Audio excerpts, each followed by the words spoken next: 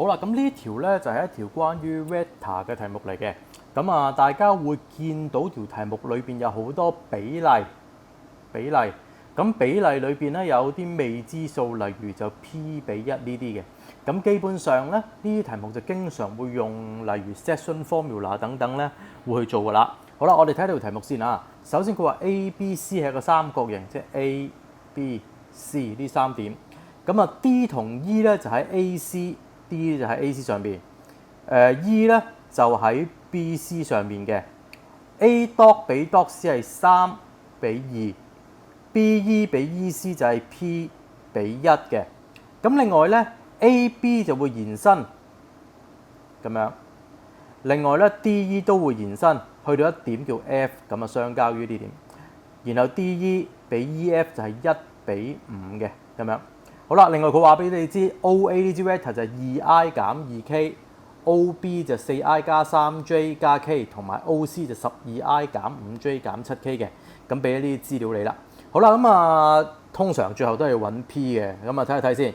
佢話 by expressing AE 同 AF in terms of P 揾 P， 我哋就唔好諗揾 P 住啦，不如我哋就諗揾 AE 同揾 AF 先，然後先再諗咧點樣揾到個 P 呢樣嘢嘅。好啦，咁題目咧，佢話揾 AE 同揾 AF， 咁不如我哋揾 AE 先啦。AE 呢一條嘅 vector，OK， 咁啊應該同 AB 同 AC 有啲關係嘅，不如我哋揾咗 AB 同 AC 先啦。好，睇一睇先。AB 咧，相信呢條公式大家都會好熟悉噶啦。AB 其實等於 OB 減翻 OA 嘅，咁有條題目俾咗 OB 同 OA 你噶嘛。好啦，呢個相減咧，我唔多講啦。咁原來 AB 呢支 vector 係 2i 加 3j 加 3k 嚟嘅。好，完成咗第一個。另外之後就揾埋 AC 啦。呢個方法都係一樣嘅，咁就都係用翻咧 AC 其實就係 OC 減 OA， 最後出現咗就係 10i 減 5j 減呢個 5k 嘅。好啦 ，AB 有 AC 有，而之間個比例係 P 比1，所以之後咧最重要嘅點啦，我哋就可以用 section formula 咧去揾到 AE 啦。好啦 ，AE 咧就會等於 AB 呢支 vector 乘遠啲嗰個比例，即係1，AB 乘1，再加 AC 呢支 vector 乘遠啲呢個比例，即係 P， 就係形成咗個分子啦。個分母好簡單咧，就係 P 加1，將兩個比例加埋佢。好，咁啊，之後呢個運算咧我就唔多講啦。咁啊，分成咗 IJK 之後就係有呢一個答案嘅，呢個答案。我哋首先就揾到 AE 呢樣嘢啦。係啦，喺呢個位咧，其實你一用呢個 section formula 咧，已經會攞到第1分嘅啦。之後咧就到 AF 啦。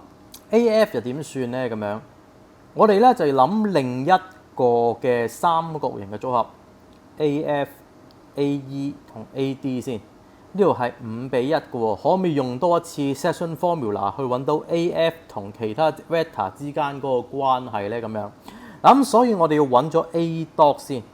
A dot 就比較簡單啲嘅，因為咧 AC 我哋會揾到噶嘛 ，AC 我哋會揾到 ，OK， 咁所以咧就揾到 A dot 啦。睇一睇呢度先。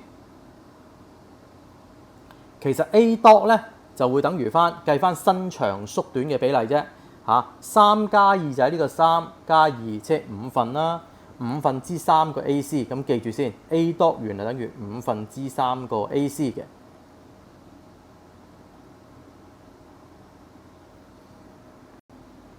然後 AE 咧，即係呢一條，我哋再用多次 section formula， 不過今次係用 AD 同埋 AF 咧去揾個 AE 出嚟嘅，所以個比例就係5比1，個分母就係1加5就係6啦。另外 AD 咧就乘遠啲個比例係5，AF 就乘遠啲個比例係1，所以就5個 AD 加 AF 咁樣。好啦，咁當然啦，我哋其實係想揾 AF 啊，所以咧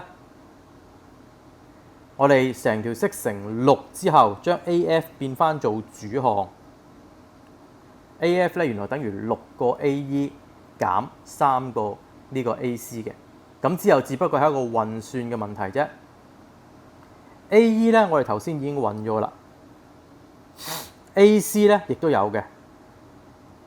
減完出嚟之後咧，就會係 AF 就係呢一個答案。咁樣嘅。好啦，去到呢度揾到 AF 咧，你就會揾到第2分啦。揾到 AE 同 AF 之後，咁又點咧？咁樣咁啊睇翻頭先嗰個答案先。AF 咧揾到啦，原來就呢個頭先咧都已經攞到呢1分啦。之後個重點就係咩咧 ？AF 咧其實係 AB 嘅延伸嚟嘅喎，即係話呢3點係 collinear 嘅，所以其實咧佢哋呢兩支 vector 之間嗰啲數值嘅比例咧應該會係一樣嘅。咁 A、B 呢支 vector 頭先我哋已經揾咗啦，就係 2i 加 3j 加 3k， 所以咧我哋可以用比例嘅方法咧，將呢個部分除以2，再呢個部分除以3，呢個部分都係除以3，呢3個個比例咧會係一樣嘅咁樣。好啦，咁啊去到呢個位咧，其實大家識得用呢個比例咧，已經能夠攞到呢個1分啦咁樣。好啦，咁我哋唔使3個咁樣都計晒嘅，揾其中2部分咁計啦。咁啊，舉個例，我哋揾左邊呢2個咁計，咁已經能夠咧揾到個 P 出嚟㗎啦。咁樣 ，OK。好啦，咁我哋會用交叉相乘，而且再約走咗個分母 P 加1嘅。咁啊，留意咧，咁就 P 咧係唔會等於負1嘅，所以我哋咧先至會可以咁做啦，令到可以約走咗個 P 加1分母嗰個 P 加1嘅。OK， 好啦，之後咧只不過係一個解方程嘅運算咧，之後就會計到原來 P 咧就咁巧咧都係等於1嘅咁樣。好啦，咁啊去到呢度咧，最後計到 P 嘅正確答案咧，就會攞到最後呢1分啦。B 部分就相當簡單啦，佢只不過係問你咧 AE 嘅呢支 vector 嘅 magnitude 啫。咁頭先我哋已經揾咗 AE in terms of P 㗎啦。